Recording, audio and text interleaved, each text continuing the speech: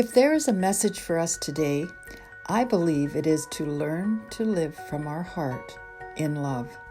These short lessons, hopefully, will help to inspire you to live with purpose, love passionately, and inspire others. We are the change agent our world needs. I'm Helen Toews. Step into the river today with me to explore the mysteries of God. They are not hidden from us, but for us to discover. Miss this. We have such an opportunity in this day and age to to learn, right? There's so many options that we have on the internet and so many voices that we can listen to. And so when I decided that to take on this subject of meditation, as everyone has probably heard more than once and heard me say, I don't teach anything I'm not doing, and or that I don't have a testimony to in my own life, because really and truly, that is just how I live. And I don't have the confidence to just pick up somebody else's teaching or understanding and throwing it at you. It's like, to me, it's like throwing snowballs in a yard and expecting to build a snowman. And it doesn't always work. The topic of meditation is probably as big as every person that teaches it, and every expert out there, every culture. They all seem to have different ways of sharing it, coming from different points of view. I quite frankly don't believe that there's a wrong way.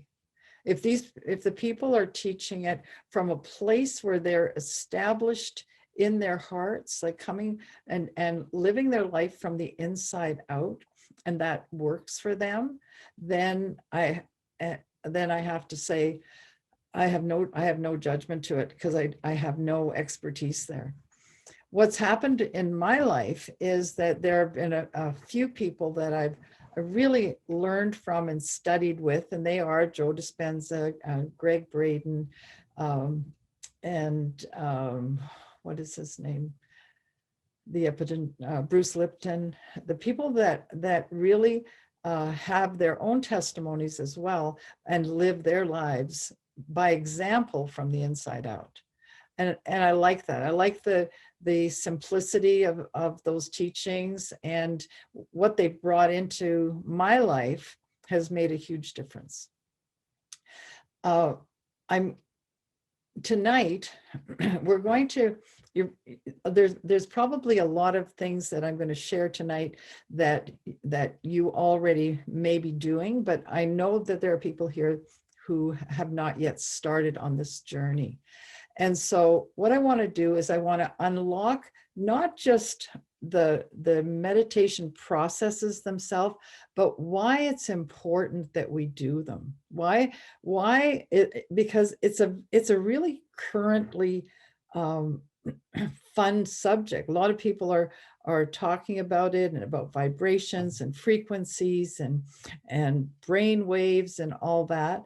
And I quite love all those subjects, and we're going to unpack some of them in a really, really simple format as we go along. This isn't going to be just a one night message here, because I'd like to start on why it is that I feel that it's important to learn, and using the term meditate, but really what I want to say, because meditation is something that helps us to live our life from the inside out, not from the outside in. We're really used to, it's really easy to go to something external to help us for something that's internal, whether that's drugs or some apparatus or meetings or methods, all of that. None of that's good or bad. It just is. And and it works. These things work in our lives. My heart is to be able to live my life so that I'm living it from the inside of me, and we're learning that we as children, as sons of God, are created in the image of God, with God in us. We are really without excuse not living the life that Christ showed us, Jesus showed us in scripture of how to live. So that's really the goal. It isn't about to be a new mystical movement. And some of the things that I want to talk about before we go into the different forms of a meditative state or process. And we will be reviewing ones that we've already talked about, but we're going to take another slant at it, because unless you jumped in with both feet and are sitting in your Merkaba and flying around, or cleansing the energy centers, or understanding the energy centers, or even heart-brain coherence, which we'll touch on again tonight, then really all we have is information. And what I'm hoping for is that we can move together and be that tribe that really makes a difference, that really does live from the inside out, so that when we talk about meditation and spiritual models like this, that we're not just something that we're learning about, but it's something that we're living in. So I want to take it, excuse me, and I've got notes again to try and stay on track here, because I'd really like to take a look at what is around us in the world today, and why it's important that we harness who we are and make decisions for who we are based on the fact that being human is being made in the image of God. So when we look at meditation, it's been defined as like a set of techniques that are intended to encourage and to heighten a state of awareness or focused attention. We can all sort of agree at that. So meditation in essence is also a consciousness changing technique that's been shown to have a wide number of benefits on psychological well-being. The fact is, meditation isn't something just simply that you do. It's better understood that it's something you become. To meditate doesn't say anything specific, because there are so many modalities of it. But to become meditative gives a more detailed explanation, and this is what we'll be exploring. I believe that to become meditative is a dimension, and it's not simply an exercise or a process. The reason for learning and understanding meditation is that for us to be able to change, if necessary, that we can achieve dimensional levels of reality, we need to first learn as much as we can, so that we need to be able to change ourselves before we can change the situations around us. So I would like to do a deep dive into meditation, what it is, what it looks like, how to do it, and why. But before any of that, I want to set the stage of where we are living right now at the beginning of 2022. And I understand too that there are some of us that this is a real first kick at the can. At no time in history have we had so many challenges or changes. We're truly in a time of forced change. There's a battle for our thoughts, our emotions, our beliefs, our health, our finances. Every area of our lives is being changed. There has never been such a battle for our lives as we know it and understand it. And it's bringing great debate and division. The division is not just felt in the workplace, in schools, but it's in families, and it's around our own dinner tables. There's a battle. My husband's bringing me a note. Thank you. To see your notes? No. Okay. No. Sorry, I have a a great help here. We are told that, where was I? There's a, around our dinner table is where we were. There's a battle as well right now for our very humanness. We're being told that as human beings we are flawed, we are frail, we are subject to disease and environmental changes that threaten us. We are told we need technology to enhance us, and we need something outside of us to make us better. We are barraged by advertising that tells us how sick we will be if we don't take their product, or by the latest and greatest gadgets. Movies, video games are more violent and sexually oriented. The moral fabric of our lives is being challenged and threatened, and we are told to agree to governmental reframing and renaming what we hold dear. Gender definitions of what family means, as well as our ability to worship in faith, beliefs, and cultures, are all on the chopping block. Political propaganda is dictating what is considered human and what is moral and correct. Technocrats have become the new medical experts, and many of our doctors who have taken oaths to do no harm have made choices that would have been unthinkable a couple of years ago. Examining patients by phone or Zoom, unheard of. Human contact has become something to fear. The battle has many levels. The global pandemic is one. A technical war for space, a global communications satellites is another. And would you believe artificial intelligence is a real factor that is changing our humanity? Although robotics can serve us better because they replace the need for human workers, and that can be progressive, but it also has developed an increasing level that is staggering. It's one thing to have automation on a car line and have either, and even for safety matters, but in other ways, it is not so good. But robotics are here to stay, because those machines are doing what men used to do, and it's not good or bad, it's just how it's being used. Some medical technologies are good. However, 5G surveillance cameras now in Wuhan, China, have the ability to monitor the population, can track every step of the people and every movement.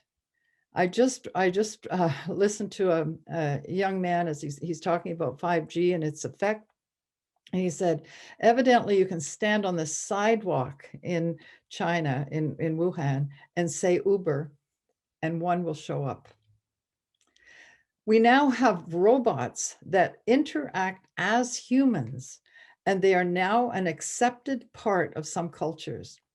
In China, men are marrying them. True story, really. You can look this up on YouTube. The thought is that it's much less messy and not to have emotional baggage of a relationship and the benefits on demand of other marital needs. Can you believe that? Do you want a baby? They have a robot created for that. Let's do away with the mess, they say, and have the baby meet the needs when we want it, need it on our schedule. There's a robot you may have heard of. Her name is Sophia. She is so humanoid in appearance and mannerisms, and she's programmed with interactive intelligence that has actually spoken to the United Nations Assembly. She also has been given citizenship in Saudi Arabia. There's a technology now that can redesign a baby in utero. It's a gene editing technology called CRISPR. Babies can be programmed to have certain genes removed, replaced, and you can design the little person to look like or have the attributes that you want. We can do those things, but should we, is the question. This technology is like a cut and paste of our computer. You know, if you want to insert a picture or a graph or remove something when you've made an error, that's what we now can do to the human body. It's a technology that can serve well for a computer, but it's a technology that can be very frightening for the human race. How many gamers do you think, if anybody knows a gamer, they're pretty intense people and pretty focused. Do you think, how many do you think would be willing to have a chip put in their brain to enable them to use their computer at the speed of thought? I suspect many unsuspecting gamers would consider it. The moral plumb lines don't exist, and it's because we don't know that what we are created for and how powerful we really are. This technology is here, and it's not a movie.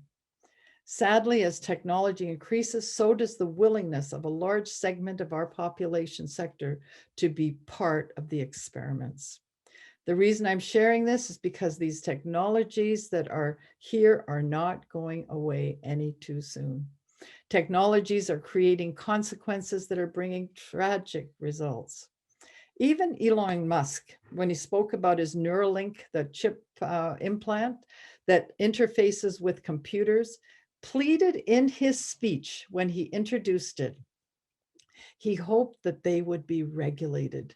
He knew the danger of computer chip implants, yet continues to invent and produce these things. When we replace recreational chemicals in our body, in our blood, or chips in our brain to enhance our way of life, we begin to lose the effect that we are wonderfully and fearfully made. We lose the incredible supernatural potential within us that we are created for. We are created to be the image of Yahweh, the image of our Father here on the earth. And we have begun to give away our sovereignty and what it means to be human. So do you value connectiveness, human interaction, hugs? In this household, you enter with a hug and you leave with a hug. It's just how we were brought up. But we're finding out that social media is great and helpful to communicate, and it's no substitute for human connection. Even as fun as this Zoom is, my greatest wish is that we could all be in the same room. Excuse me. Gamer brain is actually a problem. It's a disease, actually. And yes, it's a thing. It's an addiction. Essentially, it's a situation that have created blurry lines that have created a synopsis in the brain that brings separation to human connective reality and is creating social and emotional disconnect at all ages. So, all that good news that I just shared with you, the question is it possible to regroup and refocus to be part of the answer to bring our planet back into order? And the answer is yes. Where our focus goes, our energy flows. And we can live in such a way that we can create consciously the super technology that directly affects our humanness. It's better than any technology from the outside of us. The thing is, we have to decide what it is that we cherish. Like, what do you value? Yeah, I don't know if you know that the game whack-a-mole. You know, it's a game. It's a that these little groundhogs pop up through the hole, and your job is to whack them down and get them all whacked down in the holes. So, but the problem is in the game, you whack one mole down and two more pop up somewhere else. So then your focus goes on and you try to whack that other mole and get him down, and another one pops up. So what I'm trying to say is, don't fight what you don't want. Establish what you value and build that world around you. Never mind the moles. They'll go play in their little holes and jump up and down all they want. But establish what you value. What is it that you want for the world around you? When we focus, you know, that we know that saying, I actually think it's lovely, where your attention goes, your energy flows. Well, when you give attention, when you establish a value and build around that value, you actually change the world around you. I actually wrote a book, Emma's Corner, and it's about that. It's about a little girl. She was doing one little thing, focused on one little thing. And it was a chain reaction of one person after another being attracted to and inspirationalized, inspired by that one thing. And that's what we'll become. We'll become those people that people will wonder what we're up to, because we will have Christ-centered values, and our world will become the convoy. We'll become the convoy that makes a difference and affects all the people around us. How much are we willing to give away? And I'm not talking about the things that are saving lives: heart technologies, pacemaker, artificial valves, replacement of body parts, etc. The things that I'm talking about is the technology that mimics our human technology, that is putting humanity at risk and our very existence as sons of God.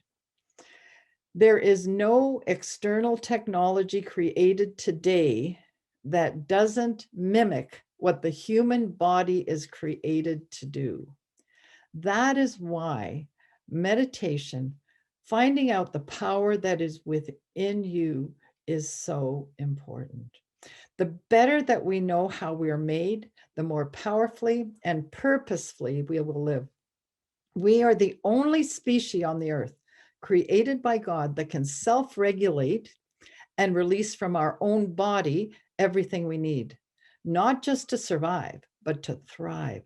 And we can do it on demand. We can set our heart, our mind, our focus, our desire, our mental and emotional capacities onto it, and we can change and we can make a difference, because our body is created by God to be like him and to be him on this earth.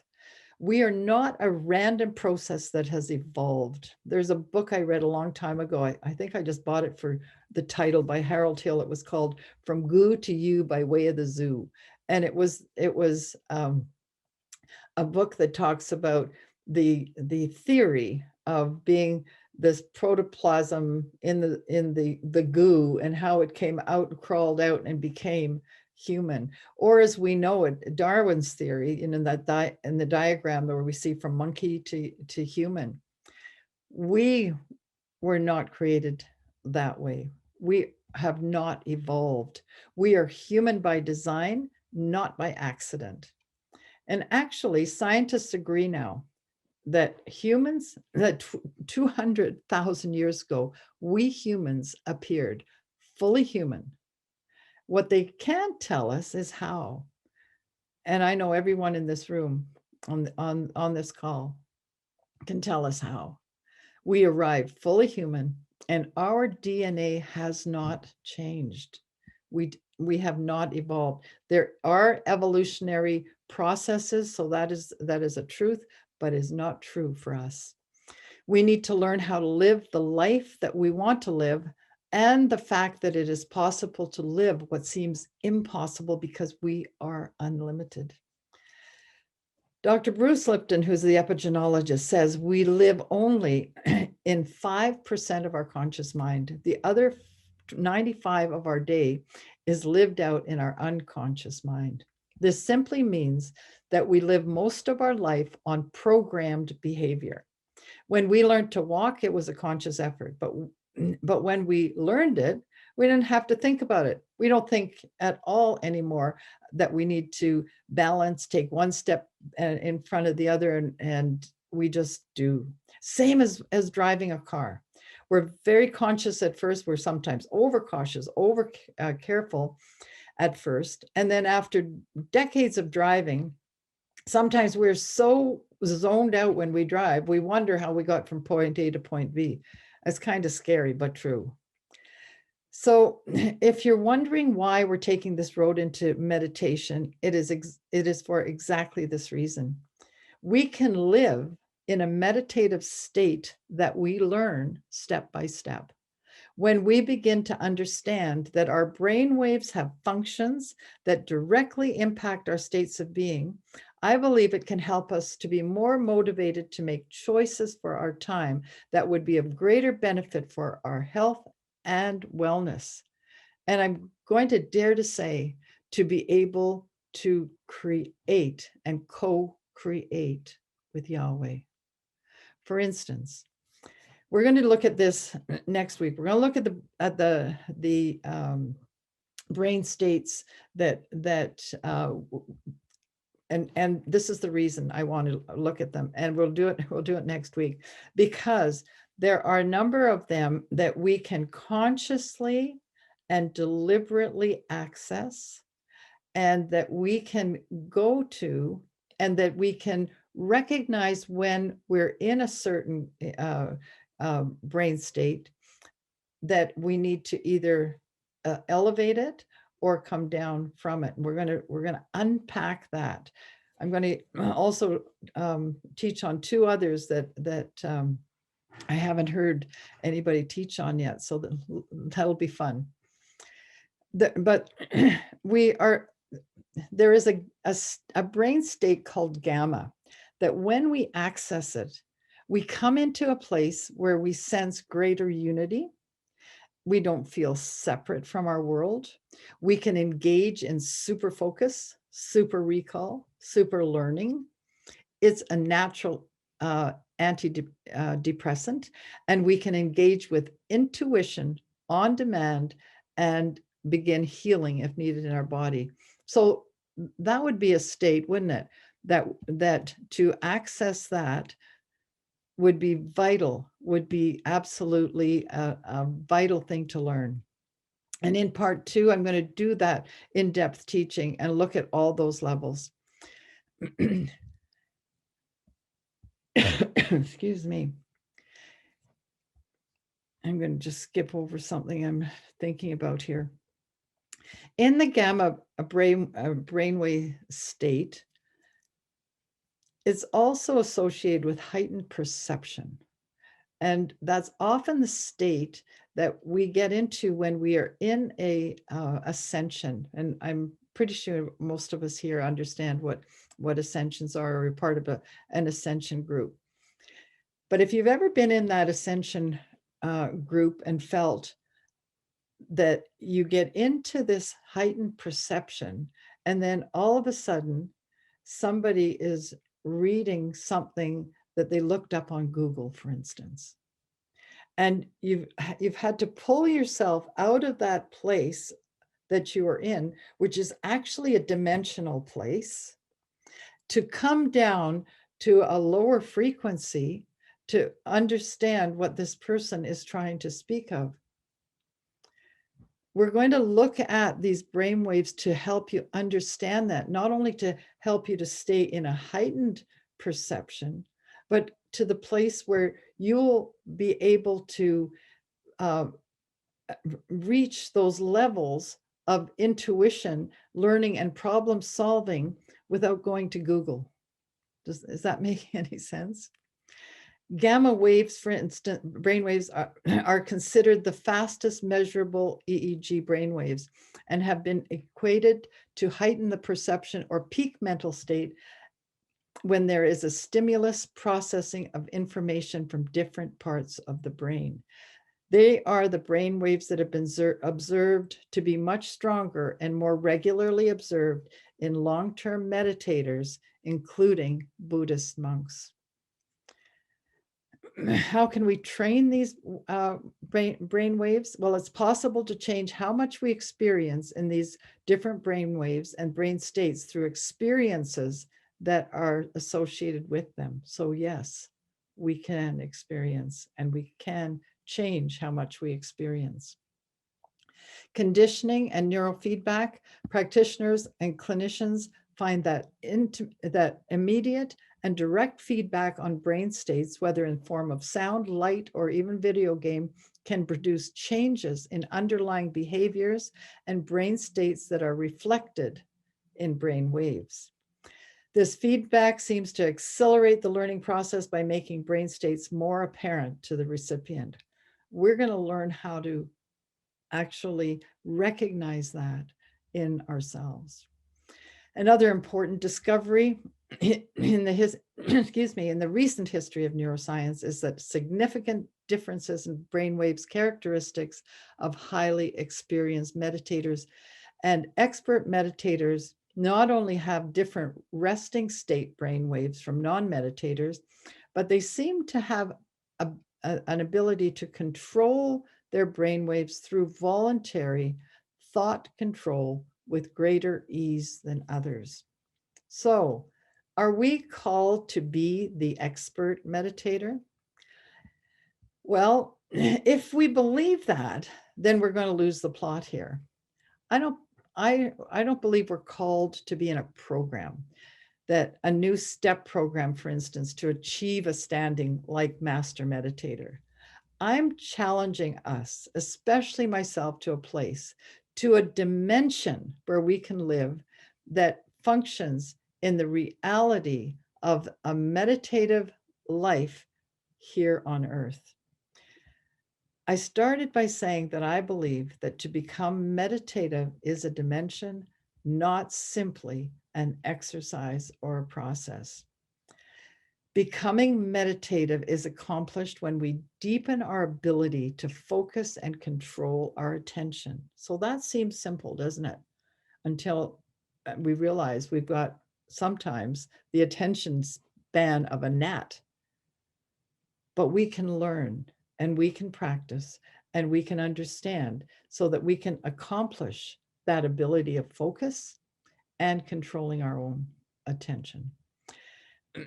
It's accomplished when we consciously practice to the place where we embed it into our subconscious. The same way that we learn to walk or drive a car, this meditative state that we can actually live in is accomplished by practice, practice, practice. It's accomplished when we come to a place in our subconscious that will respond and no longer react to what happens to us.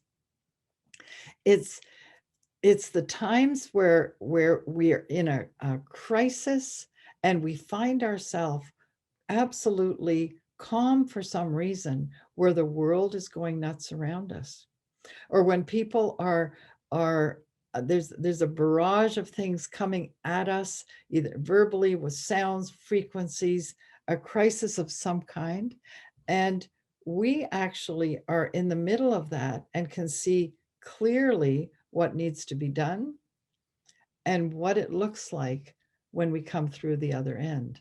We'll respond to life in a way that brings life and energy. We'll respond to it. We won't react. And and a meditative state like that engages a frequency that will bring alignment, proper alignment to the place that we want to live. In that state, you'll have innate ability to act out of compassion, love, gratitude, and never out of judgment and ego. When someone hurts you, you will bless them.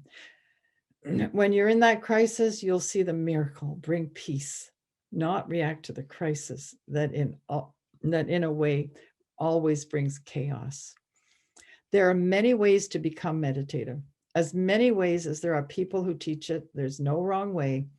There are, for me, simply some ways that are easier and more organic than others.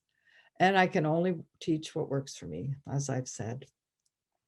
I've not been motivated to dedicate my life to a monastery, to sit on top of a mountain, or to run naked in the snow, unless it's from a sauna and back again. My heart is to live supernaturally natural, to do the unlimited works of Christ that is illustrated in Scripture, including things like walking on water through crowds that want to push you off the cliff. I want to live supernaturally to feed the multitude with the loaves and the fishes, or a pound of hamburger and buns. My personal goal is to change and evolve by doing what I learn and live from that place so naturally, it's like walking or riding a bike. Being meditative brings us back to the place in our heart where we are learning to live from. If we only live from knowledge, then it's easy to do, and that's easy to do in this day and age. with the internet, the information and the access can be the very thing that keeps us away from being in a heart space. If we are learning only, then we will miss the most powerful force in our being, our human, carbon-based being. And scripture says that if we do that, we are always learning and never coming to the knowledge of truth. So how do you know if your meditation is from your heart or your head? Well, your brain has a right and left hemisphere. And without going into the physiology, it's your brain operates in judgment from what it has learned, and the right and the left have different views on that judgment. Your brain is the home of your ego. This is your intellect, your brain power, we call it, because it's a rational place where you process things at times and what brings you to protect yourself with the intellect that you judge the situation from your own point of view. So you're very judgmental in your head, very judgmental. It's created to be that way, by the way. But your heart is an organ that now science says has 40,000 specialized cells called sensory neurites, which are brain-like cells that perform the same as our brain, but our hearts think, remember, feel, sense independently of our brain. And it says that we have a little brain in the heart because it's so much like the brain, but it acts really differently. Our heart brain doesn't judge. It doesn't operate out of ego. It activates its electromagnetic field through the power of our state of being that is generated by our thoughts, feelings, and emotions of compassion, love, and gratitude. The greatest feeling that we can have is compassion. That is the ultimate goal of a meditative person, that we can live in that place of compassion. And I like how Greg Braden actually describes compassion as the end of a sequence, because it makes it really simple for me. When we have the feeling of sympathy, that's what a Hallmark card says. I can't imagine what you're going through, but I want you to know I care, right?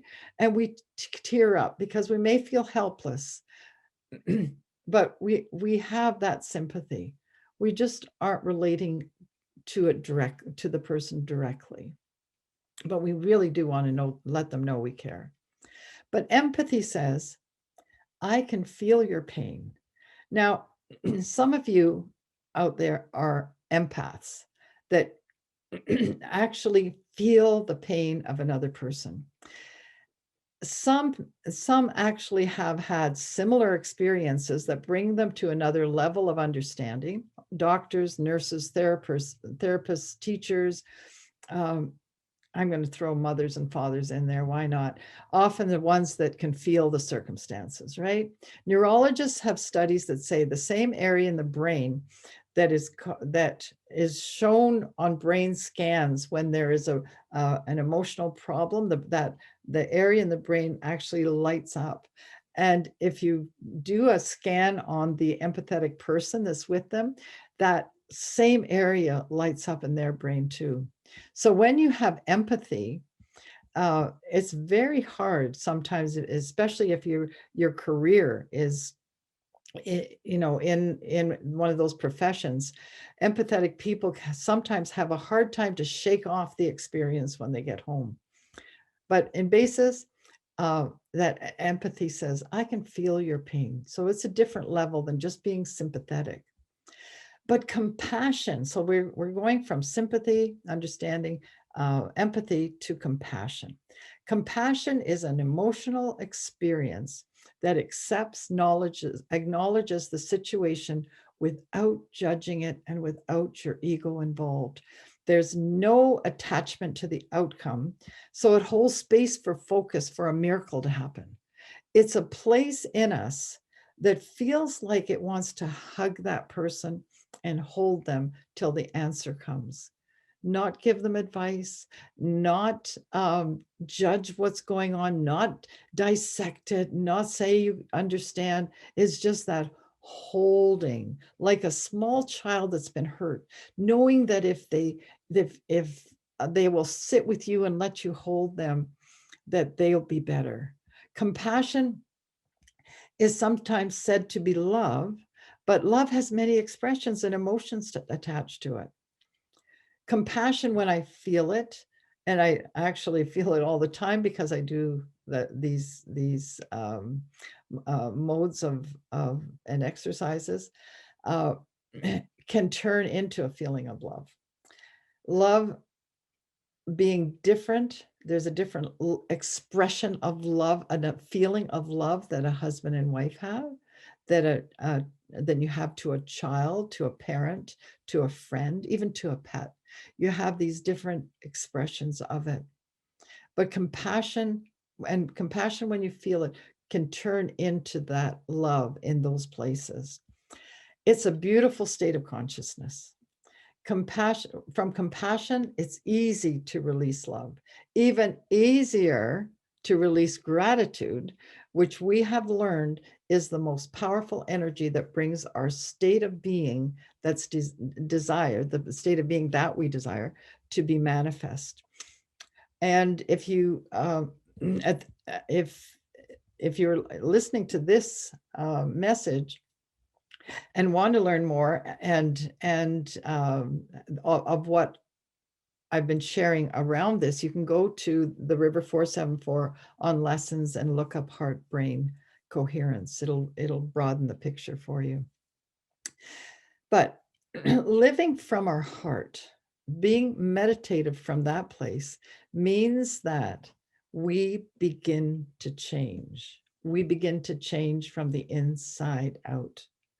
Living from our heart, not just what we are thinking in our head, aligning the two together is the most powerful and important thing we can do. When we do that on demand, we enhance our immune system. We can come into a state of super memory, super cognition, super learning. We can operate in deep states of intuition. In that meditative state where your heart and your brain are in coherence, intuition starts to spark and that will surprise you. It actually triggers your brain to produce hormones needed for healing disease. It heightens your feeling of well-being, and not only heightens your feeling of well-being, but it carries on after you come into that state for hours after you purposefully set yourself in there. It eliminates stress. It releases anti-aging hormones, brings peace, and it triggers over 1,300 positive biochemical reactions that are good for you, that change what needs changing. Now, we've learned how to do this. Heart-brain coherence is taught by the Institute of Heart Math, and it's the easiest and most amazing place to begin our practice to becoming someone that can live in a meditative life on purpose. The research shows that when we establish heart-brain coherence over time, your body will reset any emotional imbalance that includes fear, depression, anxiety, stress, impatience, frustration, etc., and it begins to create a peaceful balance within.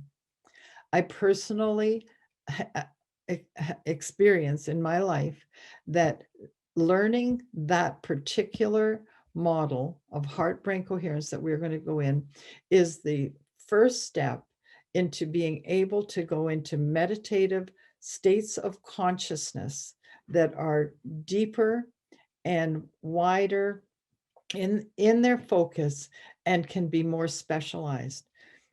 Without coming to that place of having a peaceful balance, then the others become work. Whereas if you start from that place where you are in peace, then the rest of it goes exponentially into other areas. And I believe they're dimensional from my experience, that will absolutely be a tremendous, tremendous success in your life. The meditative states of consciousness are best practiced when we are aware of our position, our breathing, and our ability to enter into the emotion of compassion. I keep going over and over that emotion of compassion, but it is the key with gratitude that unlocks our being from the inside out. And I'm starting here again tonight because if we're going to become the people who live in a meditative state, to go into the dimensions that our consciousness can bring us into, we have to start the journey somewhere. I have many people in my life that are into meditation. They go places where there's a group with guided meditation. This is often accompanied by fasting or isolation. Sometimes this is accompanied by other substances like mushrooms, ayahuasca, which are substances that are used to enhance the spiritual experiences, and they are joined culturally with others who are the same. Some of these spiritual experiences, can be very dark, and some very heightened. I have others who regularly engage with yoga, contemplative prayer, meditation programs, all with varying success for inner peace and change. Crystals, sounds, music, healing tools, breath work, tents that block frequencies, yes, they're out there, and others that create frequencies. There is so much to learn.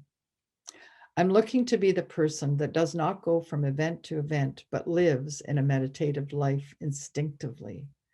None of these I judge as right or wrong. As a matter of fact, this summer I had an amazing experience with a friend who uses laser treatment on a leg wound that I had, and the frequency of it could actually be seen to heal the area on my leg in a short time. So I am not judging anything that people choose to do. I've just chosen direction for myself. My personal quest is to learn to live in the place where external influences are not my go-to. When I learned about heart-brain coherence, it has been the easiest and the most powerful understanding of how the technology of our body is created to be used. It has become the launching pad for me for deeper dimensional experience that come from learning to become meditative. I like it because it can be done anywhere, anytime, any position, eyes open, closed. It has the ability to get me away from my brain bounce, I call it, of right and wrong, and my ego that wants to be right. And I can live instead in a focus of compassion. Having understanding of the electromagnetic field of my heart has infinite possibilities, that the heart's electromagnetic field extends 5,000 times greater than my brain and is the most powerful energy in my body. It connects me with people no matter what the distance, and it connects me to all creation.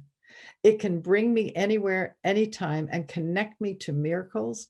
And by doing this simple 6-minute mindful resting exercise, I become unlimited, and it's measurable. Not only that, but when we create a place of compassion to live from, it's easy to enter into other modalities of prayer and meditation. In one of the classes we did, we took a look at our energy centers, and we looked at some of the modalities of how to bless those centers, align those centers, and I'm going to say that probably many of us walk away from those kind of teachings with some good information and some good thoughts, but they haven't motivated us to actually have that become part of our life and learning to live from the inside out with understanding that what is within us actually has a power greater than we have had understanding of. And to begin, to begin to learn more, we need to have a starting place. And I know this is familiar, and I know that many of you have been probably in and out of the heart brain coherence since we we started months and months ago now, actually years.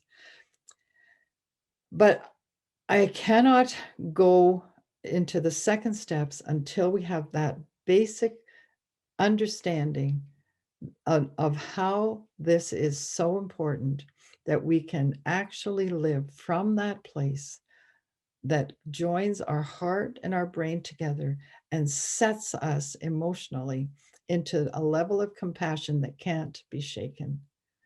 So next week, we're going to explore more. We're going to get some basic understanding of brain waves and more, and how we're affected by them. And then we're going to learn how we go into the frequencies when we are meditative. So if you're willing to go into this next week with a challenge and do this heart brain coherence, will you do this heart brain coherence with me twice a day? Once before you get out of bed, and second before you go to sleep at night. It takes 6 minutes twice a day. So this isn't a matter of setting our time, and actually we never will be setting our time to say you have to do this for an hour or that, because that is something that will come organically into your life as you embrace what your heart is saying you want to express.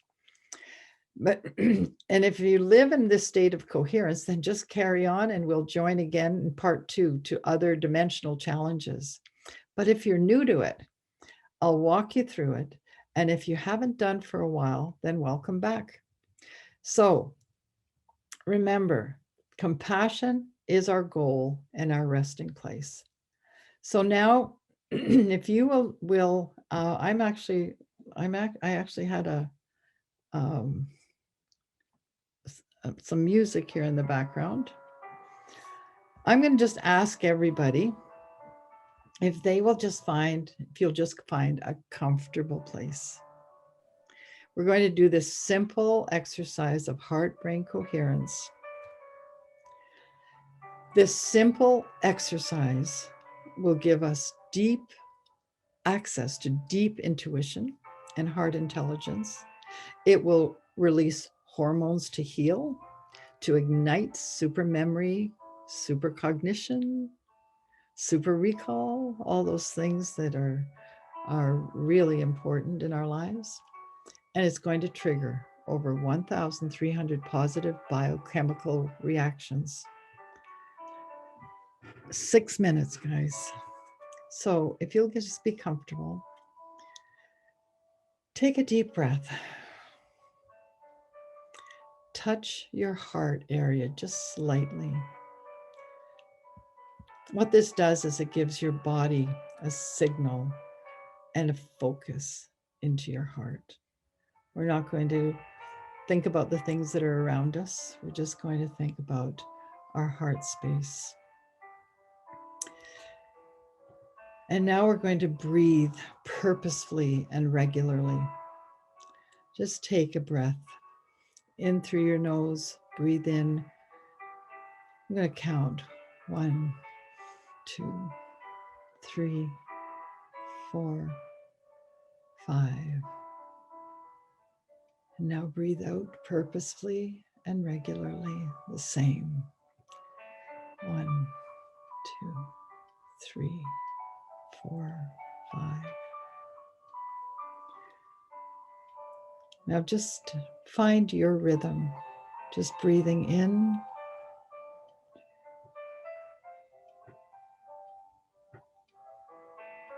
and breathing out.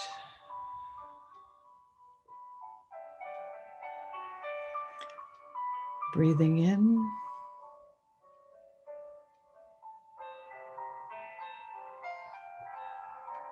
and breathing out.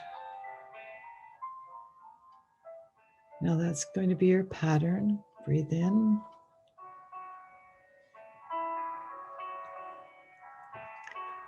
And just keep breathing out.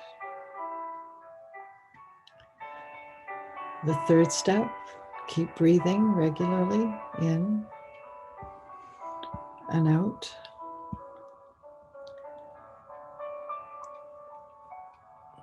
And now set your mind, your thoughts in a place that is where you would feel compassion.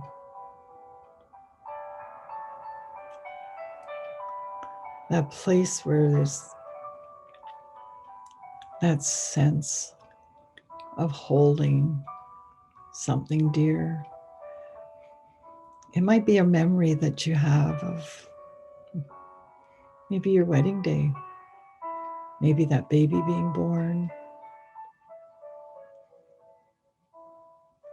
that child that came and just snuggled in and you put your arms around them.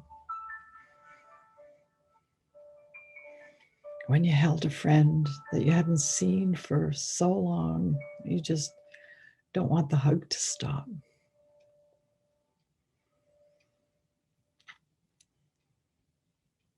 Just allow yourself the feeling, the emotion.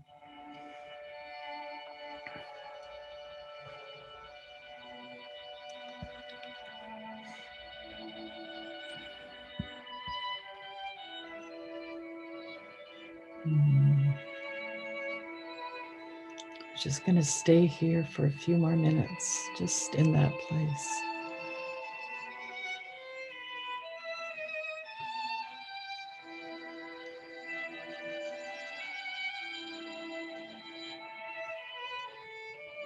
Keep breathing purposefully, rhythmically in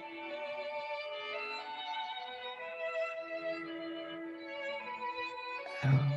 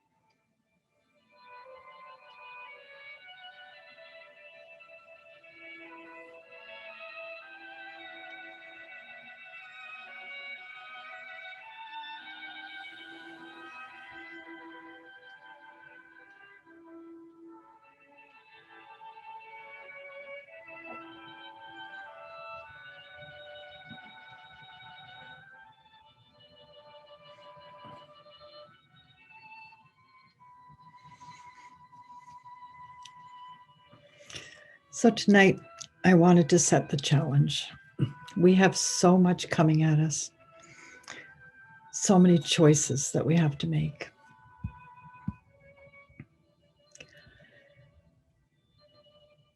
The choices may get more and more alluring, but I want to be able to openly discuss what's going on and that we can purposefully help each other stay the course. We need to not give up on our human technology and give it to anything that appears something better, because the best is the body that we've been born with, we've been created with, and they're the ones that are encoded with the signature of God in each cell.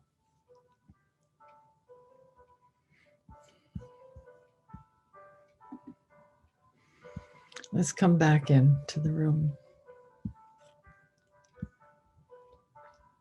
All right. Levita, if that didn't give you permission to have a nap, nothing will. Thank you. All right. Here's what I'm hoping. I'm hoping that for the next week, I was going to do this show of hands of people that are already. I know that there are people that are on this call that this is a part of your lifestyle. But I'm going to ask that you give this 12 minutes a day, in the morning and at night, because the effect of that one exercise that we just did, breathing, touching our hearts, setting our consciousness to compassion, actually does miraculous things. And it is the best and the first step. Actually, if you never did another meditative process, there's so many benefits just from this one that is outstanding. And the effect of what we just did, just in that few minutes that we spent together in the exercise tonight, actually scientists have measured the effect of it is up to 6 hours after you do it. So it's a great way of starting, and I would recommend that to come into this state of compassion through this process and allow your awareness to be here before you do just about anything, because it brings you into that super cognitive state, and it is really, really quite amazing. Last night our group work, our God Squad, we get together on Tuesdays, and it was really funny. We're all pretty seasoned at ascending together and intending all of that together. We got into a conversation on something that we really needed to take to the Lord, and in the process of our conversation, it got really funny, because we, as perfect as we all are, ended up in our minds, in our heads, in our egos, and it really, when we recognized what we were doing, I mean, just give yourself a slap, it was really, really silly. Just, what are you thinking? But it also was a great thing that showed us how you can so easily come out of the very thing that you honor in your life the most, which is your heart, into your head, because we are clever human beings and we're intelligent. We've got a lot to think about. And so it happens. But when we recognize it, we pulled ourselves into that place of not judging, allowing our heart to speak, and we were able to flow as Holy Spirit led. And then the rest comes easy. So I don't want you to think that we've arrived in all this, but as we go on with these modalities of meditation, it might surprise you how important they are and how much you really would like to enter into some of them for specific reasons. And I don't know how to say much more than that tonight. But anyway, I want to hear from you. I want to hear from you. Are you out there, or are you still meditating? Okay, Helen. Yes, Yolande. You are an answer to something I've been meditating on, because a very close friend called me the other morning at 3:20, deep sleep, and she immediately started talking, and it was like this sound in my ear. I couldn't understand what she was saying, so I had to ask her to repeat everything, and she did. And I said, all right, I'll take it to the Lord, and went back to sleep. But since then, I was thinking about, if she had to call me at that part of the morning, she had to be in real deep stress.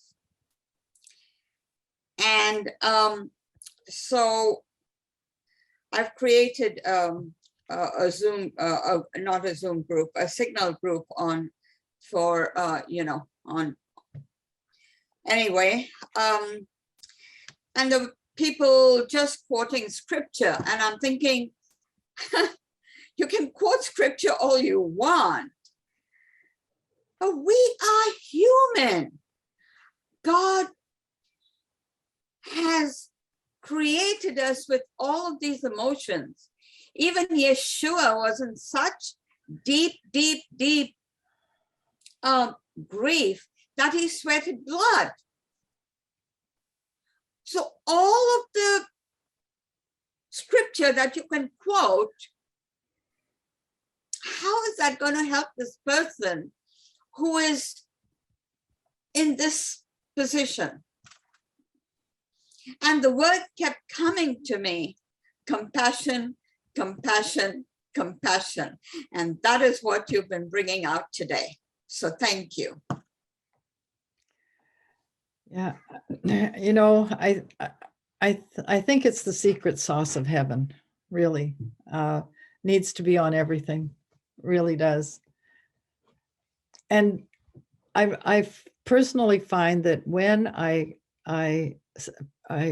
purposefully, living life on purpose, set my mind in my heart to that place of compassion, I don't stand there and say, well, this is right, this is wrong. I don't care whether people understand my point of view. I just care that they know that they're loved. And it doesn't change one or two things. It changes everything, everything. So thanks for sharing that. And we're gone. We also, Yolande, I think you hit the nail on the head. We can decree and declare. We can lecture. We can quote. We can do everything like that. But if it doesn't come from the heart, then really, where is the power? There, it's limited. There is power in it. There's always power in words and that. So I'm not saying that, but I am saying that we're limited without love. Gigi. Yes. Oh, well, I was just going to say that I loved what you shared. Thank you. It was great. And when we feel as if there's some sort of desperation, right? And we're scouring the Bible to figure out a thing, or we're jumping on our Google to say, what would be a good, whatever we do. When we get into heart-brain coherence, like we just did, it quiets our mind, brings forth our heart and our spirit and who we really are, our inner person. And then you, as a technology, come forward. And your answer, your solution, your thing you're looking for in that moment is within you. Helen's always said, you are the technology. And I've thought about that a lot. I've meditated on it because I'm thinking, okay, whatever that means, not that I don't get it, but what does it really mean to me? And without this practice that we just did, we'll never experience the coming to the surface of this technology, of who we actually really are, made in the image of God. Mhm. And within us is everything that we need ever. Mm. Amen. Yeah. Always. And so it brought me back to a time when I did call my friend Brendy in the middle of the night for something that I was going through. And she sat with me on the phone. And we didn't know about this technology way back 20, or I don't know, 30 years ago, whatever it was. But we sat in the Father, in quietness. And so even without knowing, we were doing a part of what we innately understood about accessing something greater than ourselves, something greater than what we might know. So it's a beautiful, beautiful practice, and it really brings us to a place where we can begin to understand the technology and to start. It's just the start. Yeah. And just tonight when we did it, I had this beautiful little understanding about something that the Lord just showed me, which is really cool. I wasn't expecting. I was just in a moment of gratitude, and all of a sudden in front of me came this beautiful thing that I understood. And I thought, wow. So yeah, thank you. It was great, but it is the start. So I'm taking up the challenge. All right. But I feel, Helen, that I have to, if I'm going to do it before I get up and before I go to bed, I'm going to have to do one in the middle too, because I want the 6 hours. I want it to keep going. And So I was going to do it 3 times. Nina, you've always been an overachiever. This is good. This is good. You win all the awards. I love it. I love it. Thank you. I No, want a trophy. and hey, you know what? I think Brenda made it for you today. I understand, and I agree with you. We should have the middle one the day. The great thing about this particular exercise is that we actually can do it all the time. It is this. It is a plain setting of your heart. It's not a big deal. And when you, I'm only asking for 6 minutes, right?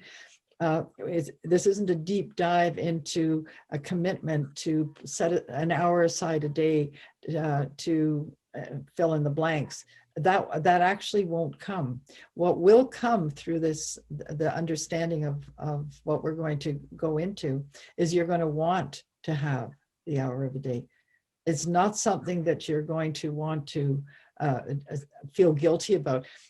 I don't know about you guys, but I remember in the church age where the deal was you have to get up early, you have to pray for an hour, pray in the Spirit, you have to read your Bible, you had all these have tos, and I like doing all of those things, but at some point I dropped the ball, because I had too many other balls in the air that I'm playing with, and so something had to give, and what actually was the biggest problem is my freedom. I wasn't free in it. When I dropped all that and just picked up the love, I found the love for all the things that I was doing anyway. So it was good. All right. Yeah, sorry. Big deal. Not, and the benefits are amazing. I know, and I'm believing those testimonies will come come through. If you, somebody asked for, this, we did a broader session on this. What I wanted to do tonight is to make this real for the time that we're living in. Like, we have so much coming at us right now for our humanness, for our sovereignty, and we need to recognize that, because some of those things are really good, right? When people come, will you join my tribe and smoke this or whatever, because we have these great spiritual experiences. Well, they're attempting, they're a pull on this generation, and I don't want to tell this generation not to do anything. I want to help them and give them a choice of what to do. And this particular thing of learning heart-brain coherence, learning to feel from your heart, is a 5-year-old can do it. A 105-year-old can do it. This is, and the science behind it is stellar, absolutely stellar. Okay, I'm going to stop talking. Levita. Okay, we have a lineup. So, and then Yolande.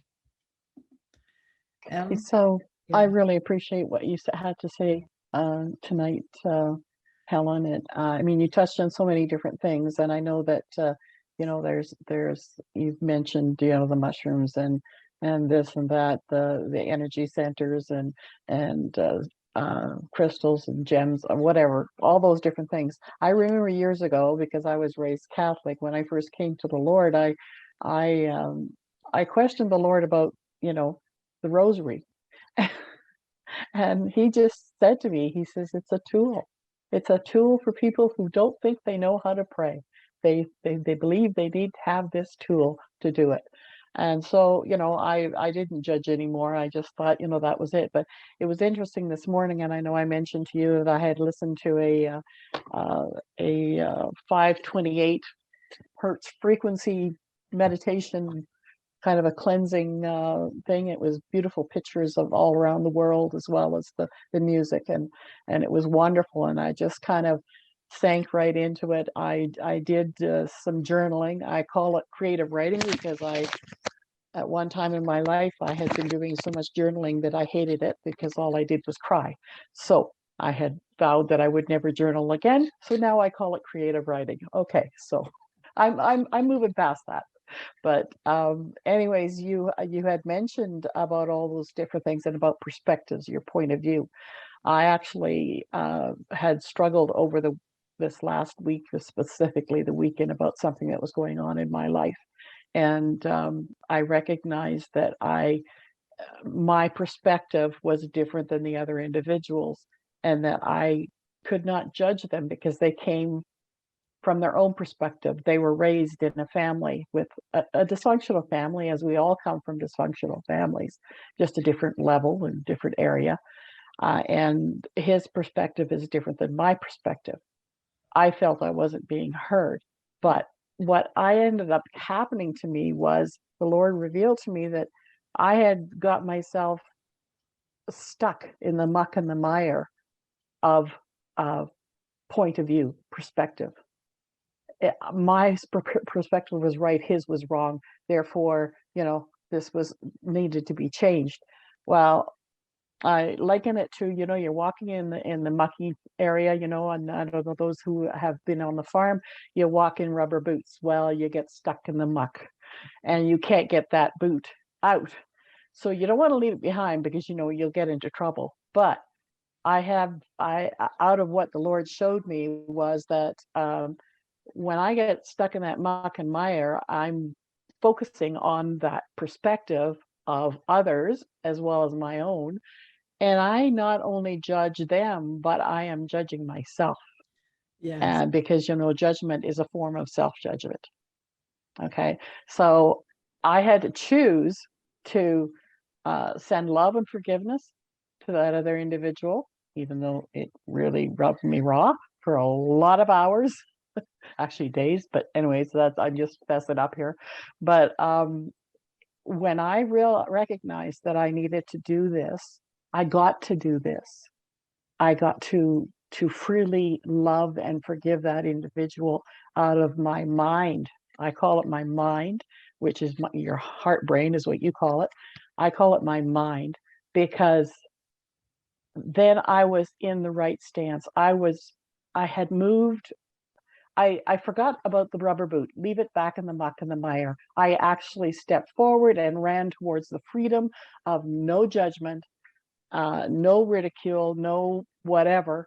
And I got to be free and to just rest in that perfect peace, that place. And I know I've kind of touched on a lot of different things, but point of view and perspective, it can be an entrapment.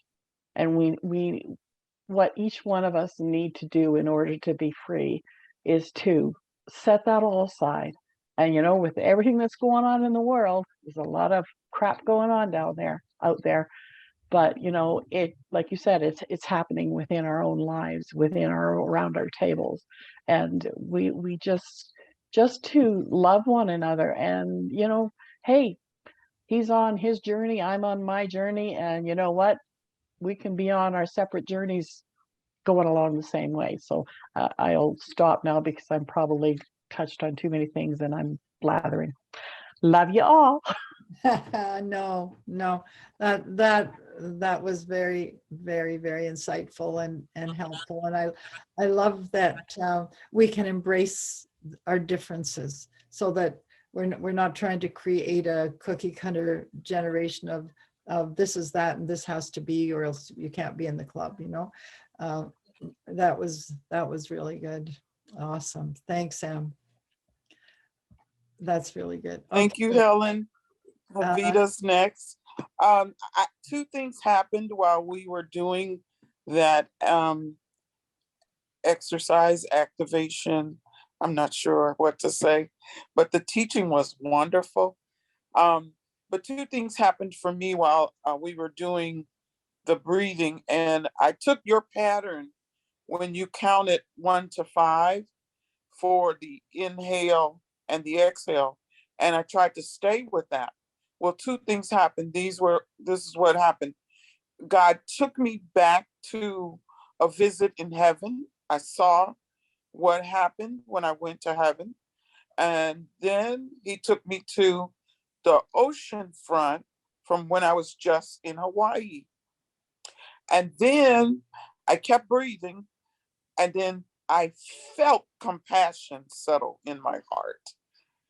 Oh, And it was like a deposit. wow. So I had those two scenes. I saw a visit to heaven that I had taken before, and I saw myself on the ocean front in Hawaii. That is outstanding. So that was pretty amazing. That, it was the word, I could hear the word compassion, and I could feel settling. That was pretty amazing, because you said it would happen. well, And when all was said and done, I could hear the word, I could see the word, and I felt it.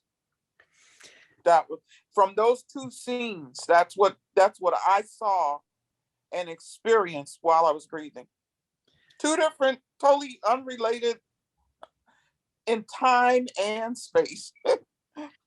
So that's what I wanted to say. And also 6 minutes in the morning before we get out of bed, and 6 minutes before we go to sleep at night, you're saying. that's it. I'm in. Okay. I'm gonna do my best. I heard you say you've dropped the ball. Same thing with me. When we don't have it as a habit, it's easy to just slip away. That's right. But I want to do it. Thank you. Well, it's going to be our launching for other things. So it'll be 12 minutes a day spent well. And Lavita, I just want to say, I love your testimony tonight. And what you've described is an anchor for compassion. It's some place that you can go back and remember, right? So it's a lesson for all of us to find that anchor of compassion, because there are days you don't know where you're going to pull that from. But if you have that mind movie and that feeling that you were able to create, it's an easier place to go back to. So that was a great help. That was a really, really great help. Thank you. All right, Yolande. Gigi, I want to say thank you so much for what you shared and what your response to what I said. But I want to say that I have been going through some medical and physical issues myself. So that was the first night I was able to have some kind of sleep in a very long time. And then I get woken up at 3:20. So I was not all there, okay? But after that, when I sat with the Lord and I kept thinking about the place that she is in, when Helen just took us through the heart-brain coherence meditation, I was holding my friend in my heart while I was doing that. And I could feel her responding to that. It was like her heaviness and her darkness and all of that. I saw it kind of start to lighten up. It didn't completely go away, so I may have to do it a few times before she finally, you know, comes to a place where she can feel that she can face the stuff that she's going through right now, because it is an ongoing thing. I mean, you know, she's going through a divorce. Children are, it's horrible. What's happening to her is horrible. And my heart really, really reaches out to her, you know? Yeah. And so when I did that, I could literally feel her pain. I can feel her pain. You know, after 25 plus years of marriage and 6 children, to, you know, to kind of lose everything. Yeah. In kind of a heartbeat. Yeah. Is hard. Yeah. Is hard. And so I have gone through the meditation that you taught Helen with her some time ago, but I think she's kind of dropped off the horse a bit and need to get her back on again. Yeah, so I just wanted to expand on that a bit. That's really good, and Yolande, that's where we want to be. That's where Ed and I want to be, the people that just put your arm around and hold till they stop crying. No, you don't have to talk, right? You don't have to fix things. Just be there, and that's what you do. When you were saying that, I just also wanted to encourage us. We all know it, but there is no distance in the spirit. So when you do that and you hold that person in your heart, in that, especially in that time of coherence where it's so purposeful, that 100% is affecting the people that we hold. 100%. Thank you for sharing that. Okay, Laura, and then Elizabeth and Maggie. Laura, where are you? Okay, this is so wonderful. Thank you so much for, wow. I've really wanted to just learn, experience, practice this. So I was just went into the practice this, okay, it's early morning for me. I'm saying this evening because it's still dark here, but sitting and breathing in and trying to connect to something that was meaningful to me. what came up for me, and I just want to share this little testimony.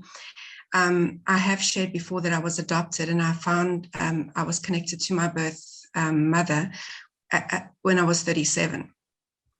And in that same year, I fell pregnant with my last daughter. And so at 38, I had Amy. And because I had just connected with my mom, something unlocked in me, and I had this experience of absolute love and compassion and joy when around the birth of Amy. And even her name means beloved. So it's just, I call her my heart song. And in the last little while, there have been some things that have been happening that I've been asking the Father how to fix. And so this is what came up for me today. And I was thinking, I can't connect. I know I experienced that compassion and that love, but I couldn't feel it in this moment. And so he started to speak to me about what you've been talking about today. And he said this to me. He said, expand your tent pegs, stretch the tent out within you, my love. You are a container of love. Let it expand. And it just made me think of Isaiah 54, you know. And I mean, I haven't been to that scripture for a long time, but I could just see it like in 3D. I have given you touch points to connect to, just like how you would stake out a peg and then balance it out from the other side. And so complete the canopy with good intention, like pull out tents and, you know, do it from one angle, then the opposite side. So you have this canopy. And you mentioned in the beginning about being in that vehicle. Yeah, so I kind of saw that vehicle that you call Merkaba. I don't know so much about that, but I see something happening on the inside of me when this was going on. And he was showing me this picture. And then he said, it connects us to a place. Well, I just went and I looked at the word, and it was just like it just flowed. It connects me to a place of intimacy with him. And it displaces the shame. So it's like, it's so amazing. It lays foundation stones. It opens windows of clarity, as well as our gates and our borders. So it kind of resets us, just as you said. I mean, it's like, it's there. It's just incredible. It establishes your children in peace and a direct pathway for them to be taught of the Lord. It establishes you in righteousness. Fear will not come near you. It releases you from judgment. I mean, this is the technology in the scripture. It's like unreal. I mean, it's real. Creates a shield from every weapon. So it's like that. It just blew up for me. And I like to know how things work. And I've been one of those that have lived from knowledge a lot. And I want to live from the technology that he's put inside of me. So I just really, really appreciate this and this perspective and just opening it up with him in this space. So I'm just like, yeah, overwhelmed again every Wednesday. Thank you for sharing. So, Tell me the scripture, please. That was so powerful. It's Isaiah 54. 54. All right.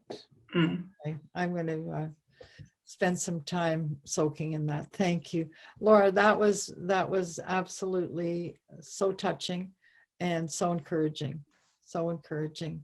And I'm always encouraged when when the word is alive in someone that just comes out like that. So powerful. You should be teaching it, not just doing it. You know, that's who you are. That's so good. So good. Wow. Okay, Elizabeth and Jen.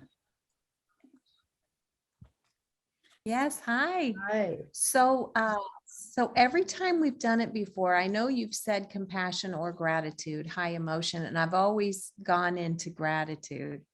And this time you said compassion, and so it was such a unique experience. It was like Yolande. It was a person the Lord brought to me, and I just feel so washed in compassion.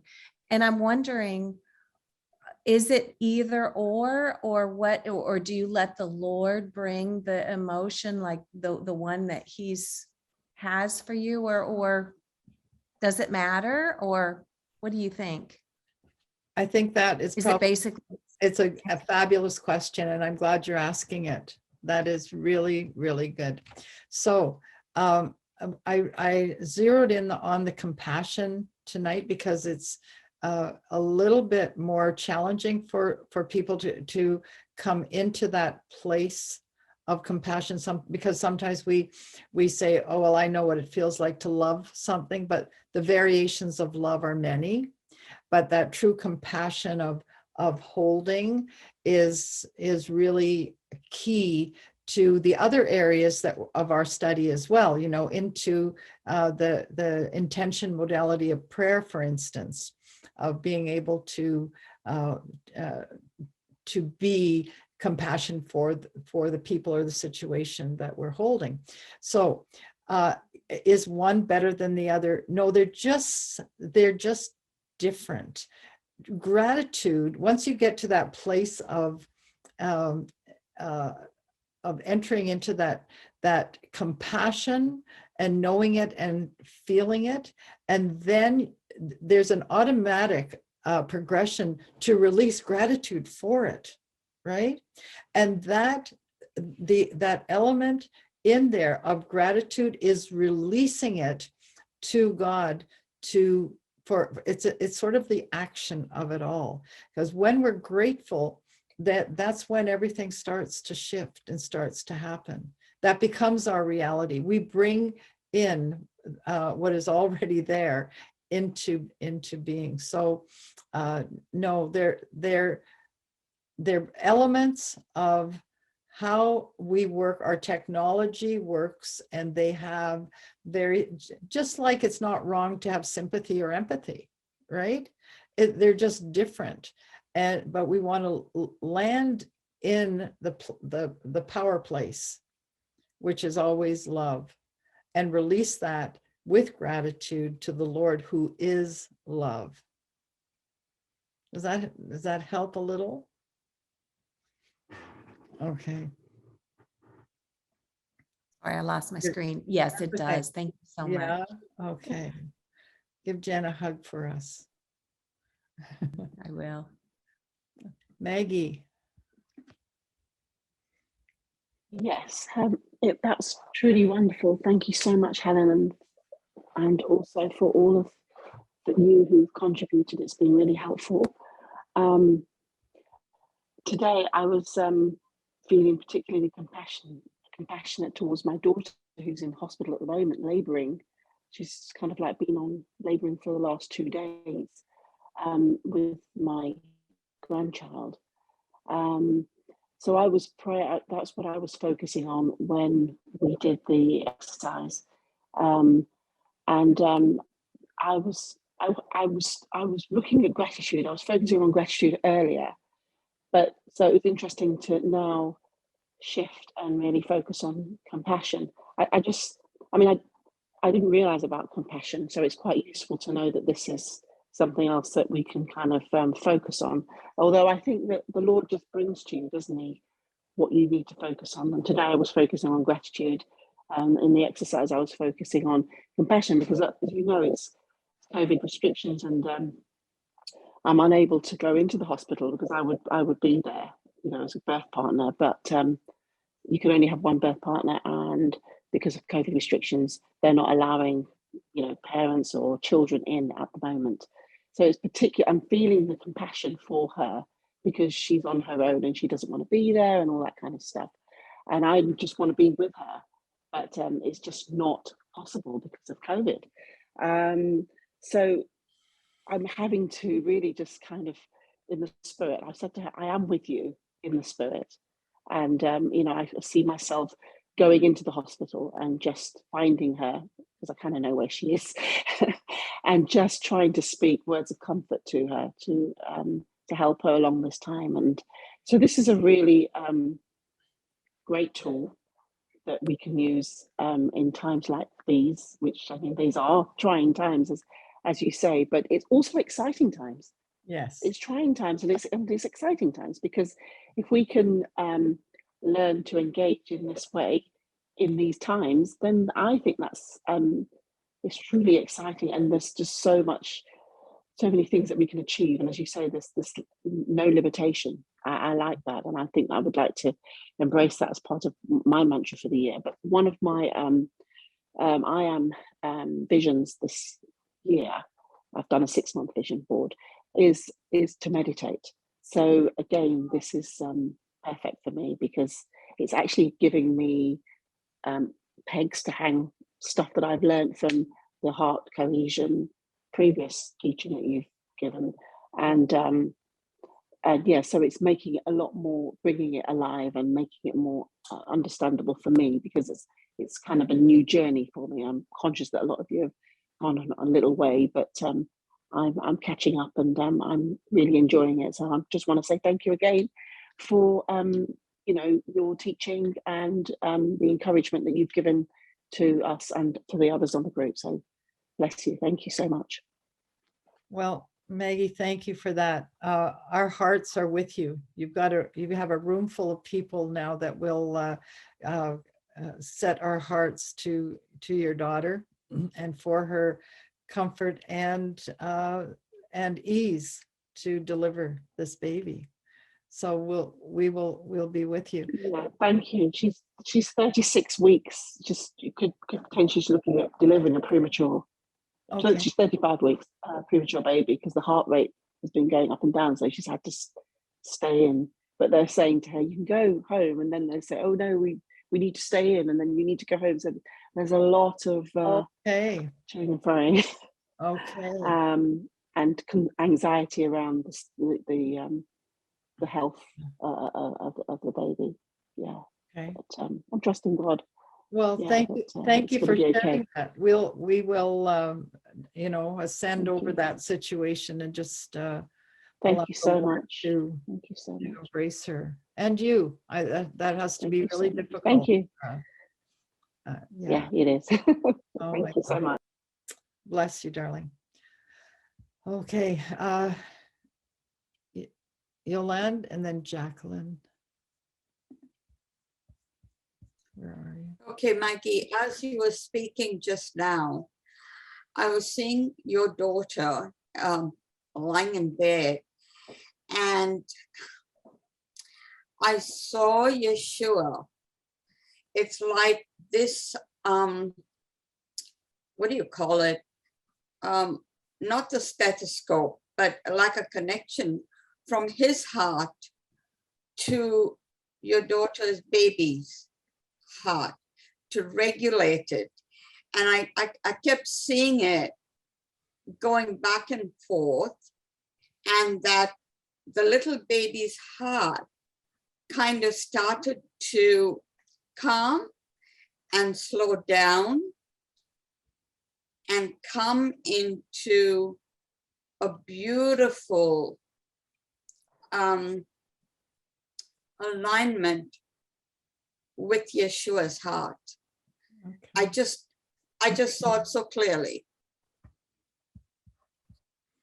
That's beautiful. That's beautiful, Yolande. Thank you so much. Thank you so much, Yolanda. That's so encouraging. Thank you. Thank God. Amen. What a wonderful world we live in. Jacqueline, where are you? There you are. Hi, thank you. Hi, Helen. I'm going to just take off the camera. I just want to say hello so that I can type your answer. Anyway, my question is, I'm trying to wrap my head, if I were to describe to someone, if I were trying to share parts of this message and explain what compassion is, the way you define it, because it's a little bit different than what I had would originally trigger. What would come to my mind is defining compassion. It's more expanded, and I'm struggling with that. So I know that you talk about without judgment, without ego. It's not about giving advice, but I'm not sure I can go too much further. Like holding a small child that gets hurt, but beyond that, I kind of get stuck. Okay. Have you ever cried with somebody who's crying? You know, it triggers Yes. something. Yeah, that's sort of rhetorical, isn't it? It triggers something in you. Imagine, imagine someone coming in your door that you knew needed to be loved. And what compassion does is it just wraps its arms around that person and holds them into your place of wanting the best for them, not judging why they're crying or what their situation is, not feeling more important than them because you don't have whatever it is that's troubling them, just holding them and holding them to the point where they start to breathe and rest in your arms. That's what compassion does. And imagine the feeling that accompanies that, because that's just a love, a friendship. It goes beyond anything you're capable of doing or saying or making happen, because I believe in that compassion that the Lord is involved in that hold, the thing that's happening. So it really goes without words, and it rests in that feeling of just being able to know, because you know that love is there, that he is there, that every part of your being is being used, because he's in every cell of you, to do the wonderful work that needs to be done. It isn't about trying anything. Compassion. I could send you, I'll just make a note if you'd like. I'll send you what I wrote on sympathy, empathy, and maybe if you sat with it, the Lord would just share with you how he wants you to understand it. Would that help? Or does anybody else have another better way of helping Jacqueline understand? Oh, okay. Gina and Brenda are pointing at each other, so they want to say something. I'm gonna. Is that okay? Thank you. Hang on, Jacqueline. Wonderful. We have a team in place here. All right. I just wanted to share yesterday when Jeannie and I went to the Freedom Convoy, and we were walking down the highway as the truckers were slowly moving, and they would roll down their windows, and we would just say, "Thank you for what you're doing."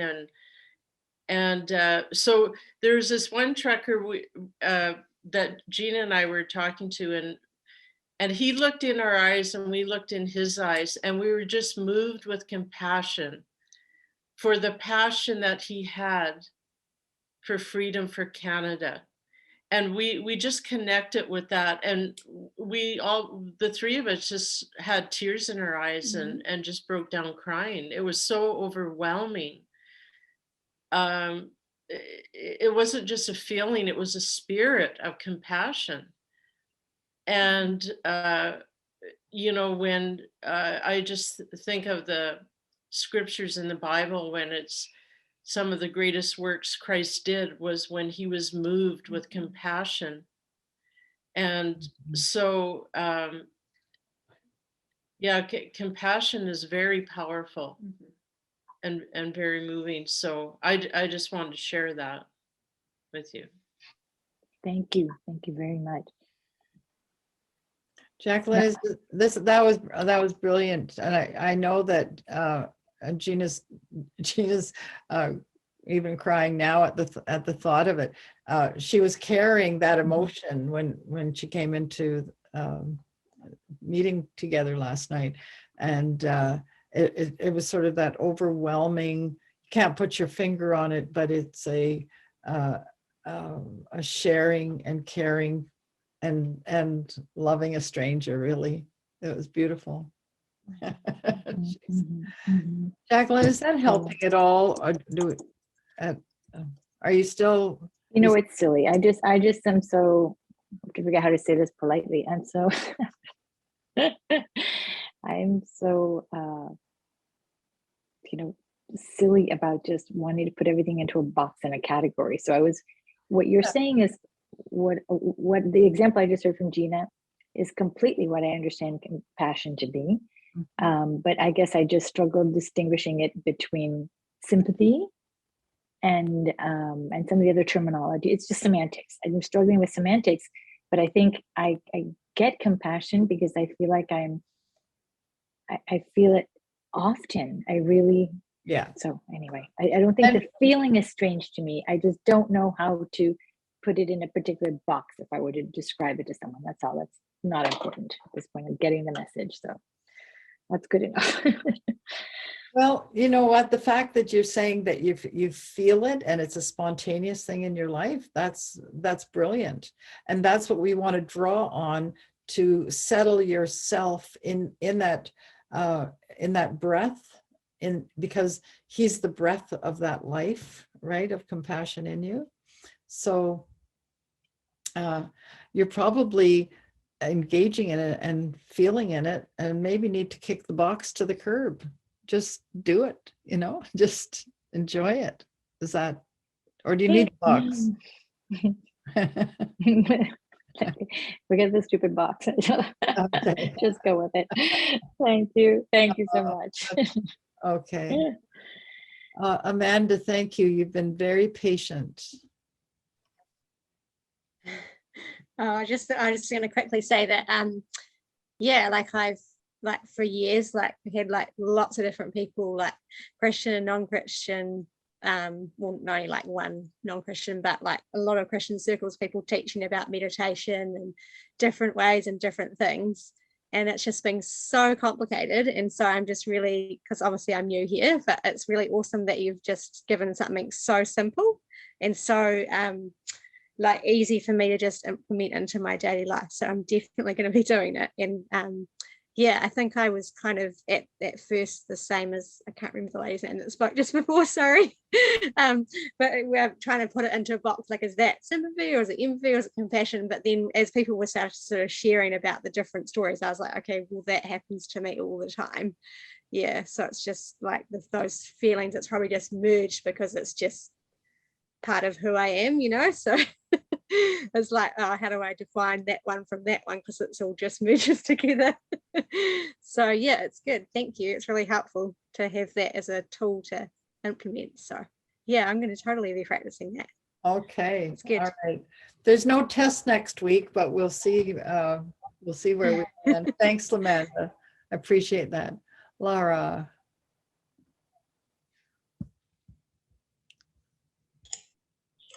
I was just looking at Isaiah 54 verse 10 is talking about compassion. And I was thinking when everyone was speaking about it now, because I was battling to engage with the feeling of compassion.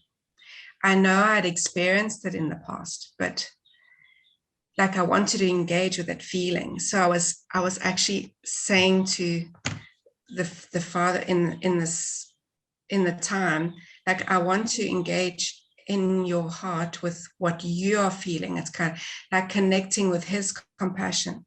And that scripture, it says, my unfailing love. my kindness, steadfast love, my loving kindness, my mercy shall not fail, my loving devotion. And I was just like thinking, it says, for my covenant of peace will not be broken, says the Lord, who has compassion on you. And I don't know if that's helpful, but it is for me to think that I don't have to generate it on my own. You know, that he said he'll give me, like you said, there's anchor points, there's touch points that he showed me. You know, we can connect with his compassion. Yes.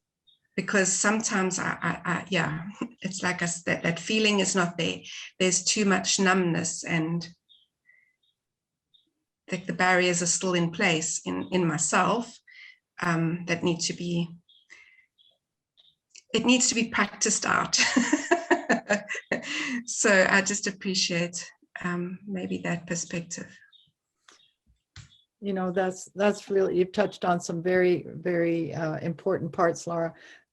And the fact is that he has compassion in us, like encoded in us is Yes. that power of compassion. And that having that scripture, I really appreciate it, because that is a box, that is a definition, that is a purposeful place to set our thoughts and emotions, and then allow the feelings of compassion to come forth. So brilliant. Thank you. Now, Helen, sorry, Helen, could I just add to what Laura just shared? okay. I know it's almost time for us to go, Okay. but when she mentioned Isaiah 54, and I have that marked in my Bible, right? And it's highlighted. But when the last line says, and my second last, and my covenant of peace with you will never be shaken, says Yahweh, whose love and compassion will never give up on you.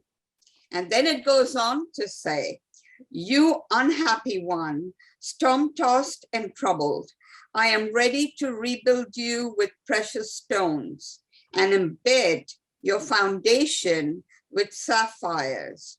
I will make your towers of rubies, your gates of sparkling jewels, and all your walls of precious, delightful stones. All your children will be taught by Yahweh, and great will be their peace and prosperity. You will be established in righteousness. Oppression will be far from them. Fear be far from them. Yes, terror will not come near you, nor will you be afraid. Well, Yolande, what a great message and great place to land tonight, and then take into our week with us. Thank you. That's outstanding. What a blessing. Well, what a blessing you all are. Where did has Kathy left us? Because she had at one point, I think she's maybe had to leave. Are you there? Okay. Anyway, I so appreciate all of you. I so appreciate that. I was feeling a little, gee, we should be motoring on ahead, because this really is something we have, ground that we have traveled on. But I think starting together, we're that team that's going to break the 4-minute mile, and going into the next and the next will be exciting, because really this is an amazing place to begin. And we could go into the deepest wells of meditation and structures, but if we don't go there in love and live from the inside out, they'll just be an exercise and not sustainable. They aren't. So we're going to have a really amazing time together. Thank you for being here. I love you, and may the Lord bless you and keep you. May the Lord make his face to shine upon you and be gracious unto you. May he lift up his countenance upon you and grant you his shalom. I love you all and see you next week. We'll keep an eye on those truckers in our various countries.